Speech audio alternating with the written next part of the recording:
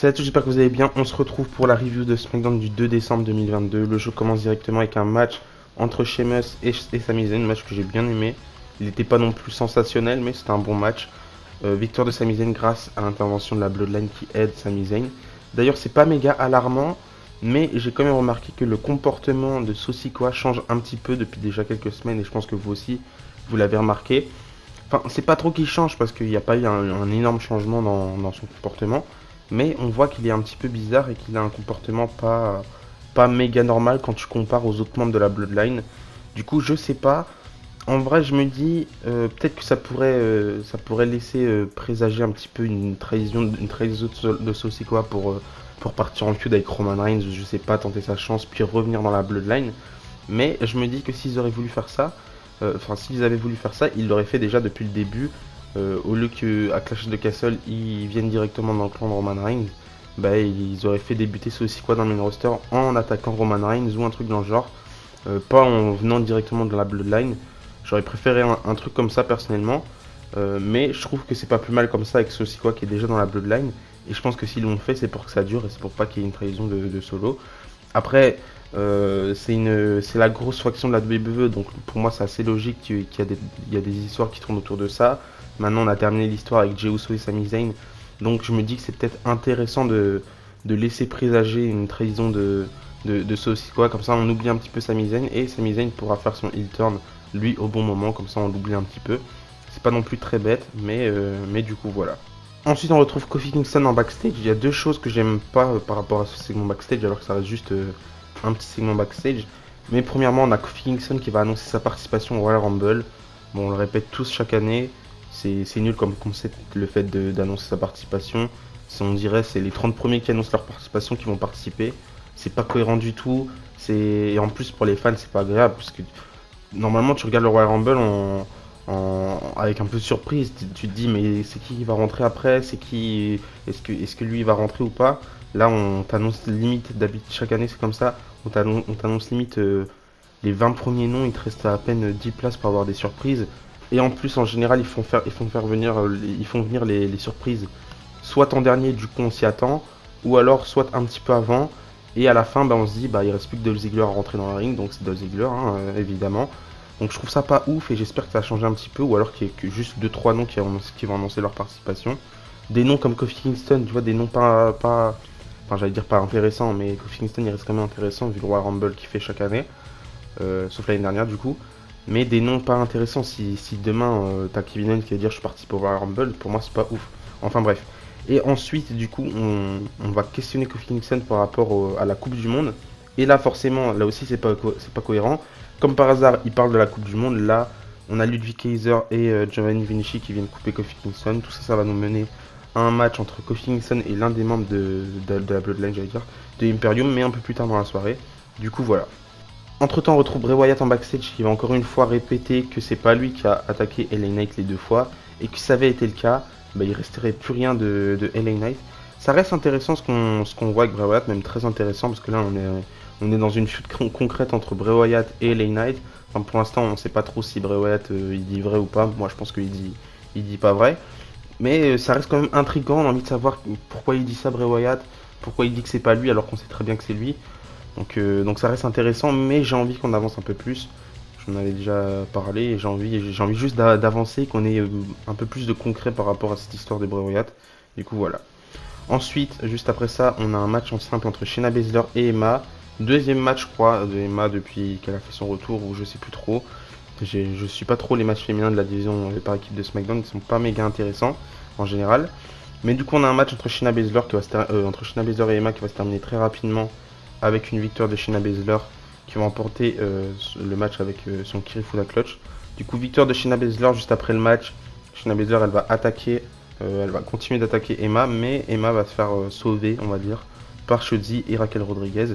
D'ailleurs, Emma, depuis quelques semaines, on la voit, enfin, elle a du temps d'écran à SmackDown, mais on la voit en backstage avec Matt Capmos. On dirait qu'ils sont en train de créer une histoire d'amour entre les deux, alors qu'on sait très bien que dans la vraie vie, ils sont ensemble. Du coup, je sais pas vers où ça va nous mener tout ça, mais ça m'intéresse pas tant que ça. Juste avant le match de Kofi Kingston, on voit une petite vignette par rapport au retour de Lacey Evans. On dirait qu'elle reprend un petit peu un personnage de la marine, des militaires ou je sais pas trop quoi. Mais en tout cas, ça va bientôt être le retour de Lacey Evans. J'espère que cette fois-ci, ça va être réussi et pas comme la dernière fois. Parce que je pense que ça fait longtemps maintenant qu'on l'a plus vu, Lacey Evans. C'est assez dommage parce que je l'aimais bien de base, mais je préfère largement son ancien personnage je sais plus comment on appelait ça, mais je préférais largement son ancien personnage. Enfin bref, juste après ça, on a le match de Kofi Kingston face à Gunther. Du coup, il affronte pas Ludwig Kaiser ou Giovanni Vinci, il affronte directement le leader de Imperium. Donc un petit match entre Gunther et Kofi Kingston. Le match n'était pas méga long. Victoire sans surprise de Gunther qui remporte le match, pas avec sa powerbomb cette fois-ci. Il remporte avec un autre finisher. Il l'a fait plusieurs fois, mais j'oublie toujours le nom de cette prise-là. En tout cas, je préfère largement cette prise-là que son powerbomb qui est pour moi pas méga ouf. Enfin, j'aimais bien son powerbomb avant, mais on dirait qu'il me manque un petit peu d'intensité à son powerbomb depuis pas longtemps. Enfin bref, victoire de Gunther. Ensuite, on a Damage Control qui vont faire leur entrée. Surtout Bayley va critiquer le roster et la division féminine de SmackDown. Elle va totalement critiquer cette division féminine, ce qui est assez logique. En vrai, elle a le droit de critiquer, je trouve. Mais Liv Morgan, ça va pas lui plaire, donc Liv Morgan va arriver. Elle va dire qu'elle s'en fout que Damage Control soit 3 et qu'elle est toute seule. Ça part directement en bagarre. On a Damage Control qui prennent un petit peu le dessus sur Liv Morgan. Mais là, on entend une musique et c'est le retour de Tegan Nox. J'aime beaucoup Tegan Nox, même si elle se blesse assez souvent. Mais ça me fait plaisir de la voir de retour. On ramène un petit peu toutes les anciennes de NXT, donc ça fait plaisir.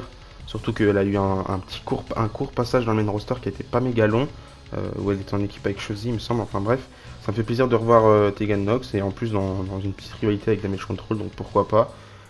Mais j'espère que cette fois-ci ils vont pas lui donner un run par équipe qui est pour moi pas nécessaire pour elle. Je trouve qu'elle est assez bien pour rester en solo et pour moi il faut construire un petit peu cette division féminine qui mérite de nouveaux noms et de gros noms. Donc voilà, retour de Tegan Nox. Juste avant le main event, on a une petite vidéo de Karen Cross qui est avec Scarlett comme d'habitude. Et on dirait que leur prochaine cible ce sera Rey Mysterio. Donc pourquoi pas. Moi je trouve que c'est intéressant pour pouvoir faire évoluer Karen Cross, de le faire s'attaquer à des gros noms de la WWE comme Rey Mysterio. Je trouve que ça fonctionnait bien avec Bray Wyatt à l'époque. Bray Wyatt, dès qu'il est arrivé dans le main roster, il a feudé avec des gros noms, avec Cena en premier presque, avec Daniel Bryan juste avant, même si Daniel Bryan c'était pas le si gros nom qu'il est aujourd'hui, enfin en tout cas au niveau mainstream, parce qu'il était méga connu sur le circuit indépendant. Donc voilà. Mais Bray Wyatt, lui, ça avait fonctionné, le fait de feuder avec des gros noms comme Cena, comme Randy Orton, comme j'en oublie plein, comme Kane au départ, c'était Kane au début. Ça a fonctionné pour lui, même si le booking n'a pas suivi par la suite. Même si moi, j'ai pas trop de choses à reprocher à ce booking-là. Je trouve pas qu'il était non plus si dégueulasse que ça. Mais c'est pas le sujet. Et je trouve que c'est une bonne chose de faire feuder les nouveaux, même si ça y est maintenant, Karen Cross est plus un nouveau. Mais de faire feuder les nouveaux avec des gros noms, des légendes de la WWE. Donc voilà. Et enfin, on passe au main event, finale de la Coupe du Monde. Du coup, Ricochet qui représente les États-Unis face à Santos Escobar qui représente lui le Mexique. Le match était incroyable, je vous conseille d'aller regarder ce match-là. Meilleur match de la soirée, même meilleur match des weekly de cette semaine, enfin de ce que j'ai pu voir en tout cas. Gros match entre Ricochet et Santos Escobar. Personnellement, je pensais une victoire de Santos Escobar parce que pour moi c'est logique. On a déjà eu une feud entre Ricochet et Gunther et je me dis que s'il faut un tournoi pour donner une opportunité au titre intercontinental, surtout qu'on voit que à chaque fois qu'on parle du tournoi, on a un petit peu Imperium qui est dans les parages. Je me disais que s'ils font ça, c'est pour avoir une grosse feud et du coup de la nouveauté. Mais avec une grosse surprise, victoire de Ricochet qui surprend encore. Ça fait plaisir, c'est une grosse victoire pour lui. Du coup, il remporte cette Coupe du Monde. J'espère qu'ils l'ont pas juste fait remporter cette Coupe du Monde parce qu'il est américain et qu'ils voulaient faire remporter la Coupe du Monde à un mec de leur pays. Enfin, ce serait nul en tout cas. Mais en tout cas, j'ai hâte de voir ce rematch entre Ricochet et Gunther. Et j'espère avoir ce match-là, du coup, en pay-per-view. Parce que ça fait longtemps qu'on n'a pas eu Ricochet en pay-per-view. Et il mérite totalement d'être en pay-per-view. Je pense même pas qu'il a défendu son titre en pay-per-view. Ouais, bah, il a pas pu défendre son titre en pay-per-view. Puisqu'il n'avait pas été défendu depuis WrestleMania 37, juste avant Clash at the Castle. Enfin bref, il a remporté le match avec son 630. D'ailleurs, depuis le main roster, j'ai l'impression que dès que Ricochet tente son 630, c'est limite quasi sûr qu'il remporte le match parce qu'il le fait tellement peu, contrairement à avant le Covid ou même à NXT, enfin bref. Mais on dirait que limite dès qu'il lance un 630, c'est sûr qu'il va remporter le match. Du coup, d'ailleurs, faudrait voir les statistiques par rapport au 630, si à chaque fois qu'il met le 630, il remporte le match ou pas. Parce que personnellement, j'ai pas le souvenir d'avoir vu quelqu'un se dégager d'un 630 de Ricochet. Enfin bref, du coup, on termine SmackDown sur cette victoire de Ricochet qui est amplement méritée. Et j'ai hâte de voir la suite. Donc voilà, ça fin de cette review. J'espère que la vidéo vous a plu. N'hésitez pas à mettre vos avis sur ce SmackDown dans les commentaires. Moi, je trouve qu'il était plutôt bien. Et du coup, voilà, je vous dis à la prochaine. Et n'oubliez pas, tant que le catch est sport. Bisous, bisous.